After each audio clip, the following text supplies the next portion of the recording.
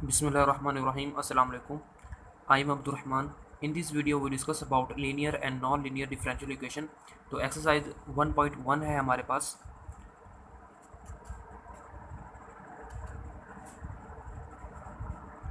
Exercise हमारे पास 1.1 और हम सबसे पहले ये जानेंगे कि हमारे पास लीनियर डिफरेंशियल इक्वेशन कौन सी होती हैं. Linear differential equation.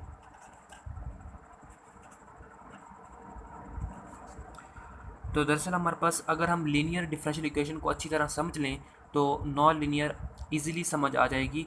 तो लीनियर डिफरेंशियल इक्वेशन की हमारे पास प्रॉपर्टीज़ होती हैं. तो सबसे पहले प्रॉपर्टी यही है हमारे पास कि डिपेंडेंट वेरिएबल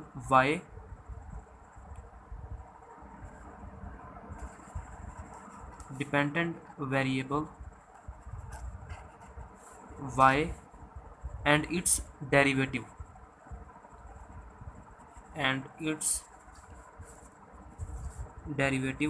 यानी कि y डैश की डिग्री 1 हो. Degree should be 1. यानी कि हमारे पास y और y डैश यानी कि y का डेरिवेटिव अगर इक्वेशन के अंदर होंगे तो उसकी डिग्री 1 होनी चाहिए. Power of each term involving y is 1. यानी कि हमारे पास y के साथ जो भी टर्म इन्वॉल्व होगी उसकी पावर भी 1 होनी चाहिए, तभी वो जो डिफरेंशियल इक्वेशन होगी वो लीनियर होगी. तो सेकंड प्रॉपर्टी ये है कि each coefficient depends on only the independent variable x. यानी कि हमारे पास उस डिफरेंशियल इक्वेशन के अंदर जो इंडिपेंडेंट वेरिएबल x दिया गया है तो हर कोफिशिएंट उसके ऊपर डिपेंड करता है. इसके अलावा अगर जो डिफरेंशियल इक्वेशन इन दोनों प्रॉपर्टीज़ को होल्ड नहीं करेंगी वो इक्वेशन हमारे पास नॉन लीनियर डिफरेंशियल इक्वेशन होगी. तो अब हम एग्जांपल देखते हैं और उससे मज़ीद क्लियर हो जाएगा कि लीनियर और नॉन लीनियर डिफरेंशियल इक्वेशंस कौन सी होती हैं.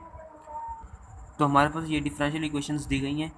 हमने ये बताना है कि ये इक्वेशंस लीनियर हैं या नॉन लीनियर है, और इसके साथ साथ हम इसका ऑर्डर भी बता सकते हैं. तो यहाँ पर अगर हम फर्स्ट डिफरेंशियल इक्वेशन को देखें तो ये हमारे पास फर्स्ट डिग्री है इसकी, लेकिन इसका जो डेरिवेटिव है विद रिस्पेक्ट टू एक्स वो सेकंड है. यानी कि इसका डेरिवेटिव सेकंड है लेकिन इसकी डिग्री 1 है, और यहाँ पर इसका डेरिवेटिव 1 है, डिग्री 1 है. और y सिंपल है, इसकी जो पावर है वो 1 है, और यहाँ पर कोस एक्स है. तो इससे हमें पता है, ये लगता है कि ये लीनियर इक्वेशन है विद सेकंड ऑर्डर. यानी कि सेकंड ऑर्डर है इसका और लीनियर इक्वेशन है. ठीक है. अगर यहाँ पर कोस y होता तो ये हमारे पास नॉन लीनियर इक्वेशन होती, क्योंकि x हमारे पास इंडिपेंडेंट है. अगर हमारे पास cos y, sine y, tan y या e की पावर y आ जाए तो वो हमारे पास नॉन लीनियर हो जाता है. इसी तरह अगर दूसरी इक्वेशन को देखें तो हमारे पास यहाँ पर y और y डैश यानी कि y और y का डेरिवेटिव अगर मल्टीपल की फॉर्म में आ जाए तो हम डायरेक्ट उसे कह सकते हैं कि ये नॉन लीनियर इक्वेशन है.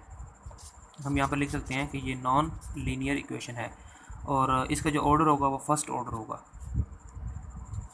First order.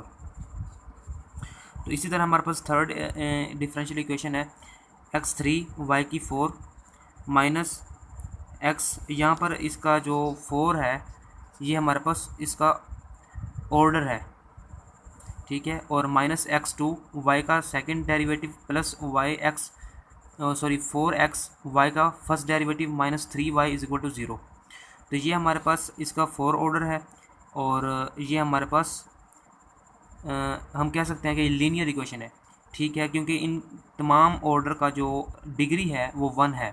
इसकी डिग्री भी 1 है, इसकी भी 1 है, और इसकी भी डिग्री 1 है, और y की डेफिनेटली 1 है. तो हम ये कह सकते हैं कि इसका जो ऑर्डर है वो 4 है और लीनियर इक्वेशन है, लीनियर इक्वेशन है और विद फोर्थ ऑर्डर के साथ.